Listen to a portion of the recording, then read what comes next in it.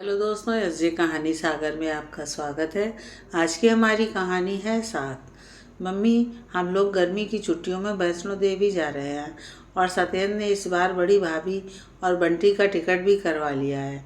भाभी से कह दीजिएगा कि वो अपनी तैयारी शुरू कर दें।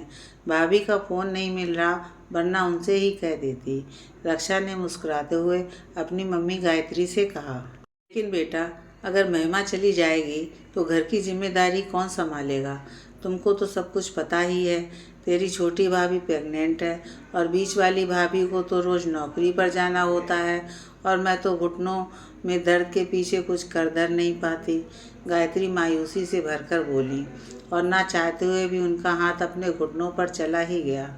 मम्मी, ये सब तो ठीक है और ये घर की जिम्मेदारियां कभी भी समाप्त होने वाली नहीं है, और ख़ासकर बड़ी भाभी की तो शायद बिल्कुल भी नहीं। शुक्र है भगवान का कि महिमा भाभी बिना कुनमुना सारा काम संभालती हैं और उन्होंने पूरे घर को एक सूत्र में बांध रखा है। आप ही बताइए कि बांध रखा है कि नहीं बांध रखा है? उधर से रक्षा ने उल्टे गायत्री से प्रश्न कर डाला। हाँ बेटा, यह बात तो बिल्कुल ही सही है। अगर महिमा ना होती तो पता नहीं हमारा क्या होता। गायत्री की कुछ सोचकर आंखों में आंसू झिलमिला आए। तो फिर मम्मी, एक बात ध्यान से सुनिए। अगर बड़े भैया ने अपनी जिम्मेदारी निभाई होती, भाभी को धोखा न दिया होता और भाभी के साथ होते, तो क्या भाभी को हम लोगों की ज़रूरत पड़ती उनको अपने साथ ले जाने की? छोटे भैया भाभी साथ साथ घूमने आते हैं। मंझले भैया भाभी तो अक्सर ही नौकरी के चक्कर में टूर पर रहते हैं। आप कहीं आती जाती नहीं।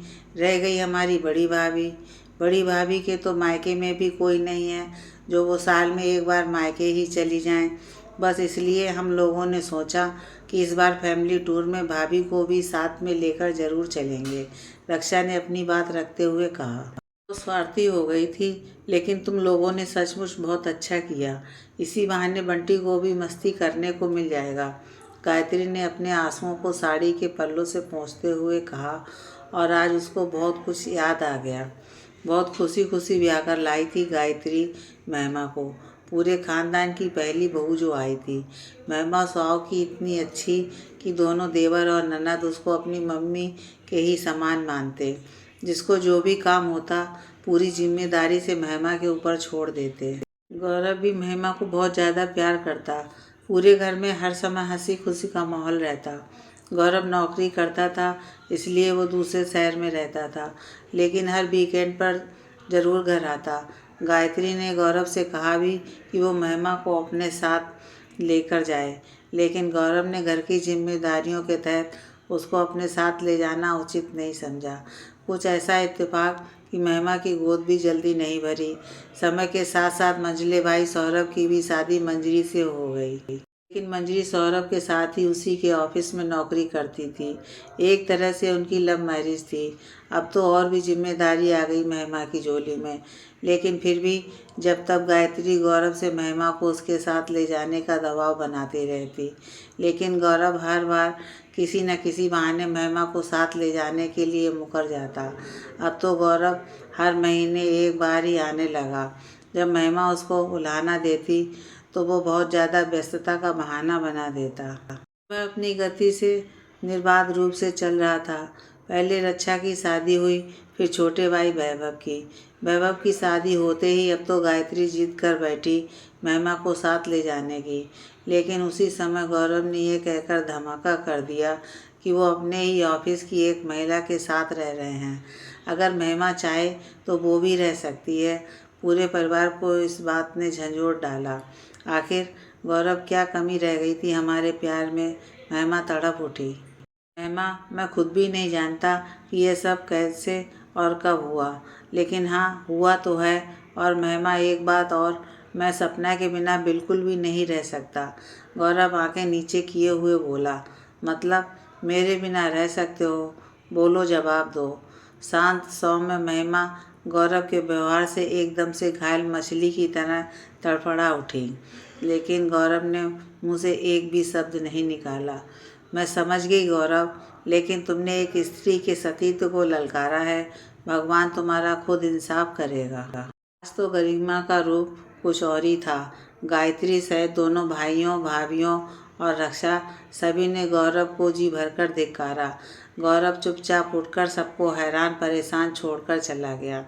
महिमा अचानक रोते रोते बेहोश हो गई और जब उसको डॉक्टर देखने के लिए आई तो पता चला कि वो प्रेग्नेंट है। अब तो हर कोई बड़ा असमंजस में था कि इस बात की खुशी मनाई जाए या महिमा के दुख का गम।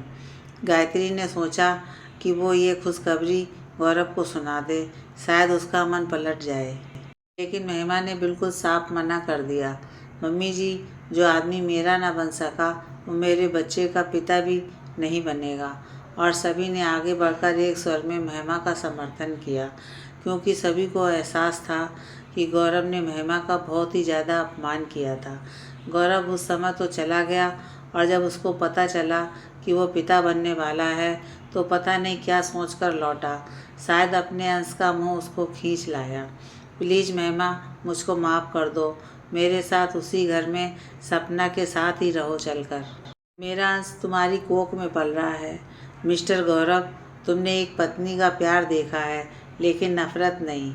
मैं तुम्हारे बेटे को कभी भी एहसास नहीं होने दूंगी कि तुम उसके पिता हो और इन सब में मेरा साथ निभाएंगे मेरे परिवार के सभी ये सदस्य जो कभी तुम्हारे थे। भले मेरा मायका नहीं है लेकिन मेरी सास, मेरे देवर और मेरी ननद ने मायके से भी बढ़कर हमको प्यार दिया है और इन सब के सहारे मैं एक नया जीवन प्रारंभ करूंगी। आइंदा कभी मेरी ज़िंदगी में आने की कोशिश भी मत करना, वरना मैं भूल जाऊंगी कि तुम कभी मेरे पति थे। महिमा ने घायल शेरनी के समान बिफरते हुए कहा और महिमा ने अपना जीवन इस परिवार की जिम्मेदारियों को ही निभाने में सौंप दिया। बुजुर्ग सास को अकेले छोड़ना बिल्कुल भी उचित नहीं समझा। महिमा इस घर की बहू नहीं बल्कि बिटिया बन गई और अब तो इस घर का एक पत्ता भी महिमा की मर्जी के बिना नहीं हिलता। दोनों देवर देवरानियाँ, रक्षा और गायत्री सबके सब महिमा का बहुत मान रखते। वह अपनी गति से बढ़ चला था। बंटी अब 5 साल का होने को आ गया था। वो कभी शहर से बाहर घूमने ही नहीं गया। बस तभी रक्षा ने अपनी भाभी और बंटी को अपने साथ ले जाकर घुमाने का प्रस्ताव रखा। खैर, गायत्री बेटी के इस कदम से खुश भी बहुत हुई, क्योंकि उसने अपनी भाभी की भावनाओं के बारे में सोचा था। तभी गायत्री को सामने से महिमा आती हुई दिखाई पड़ी। गायत्री बेटा, अगले हफ्ते तुमको और बंटी को रक्षा के साथ वैष्णो देवी की यात्रा पर जाना है, गायत्री ने बड़े ही प्यार के साथ महिमा को कहा। लेकिन मम्मी जी, अचानक महिमा चौंक उठी। नहीं बेटा, अचानक नहीं, ये तुम्हारे ननद नंदोई दोनों का ही फैसला है। और हाँ, तुम अभी से तैयारियां शुरू कर दो। और रक्षा ने ये भी कहा है कि तुम अपनी एक शॉल और बंटी की जैकेट ज़रूर डाल लेना। गायत्री सचमुच बहुत खुश थी, क्योंकि महिमा कुछ दिन जिम्मेदारियों से दूर सुकून के साथ बिताने जा रही थी।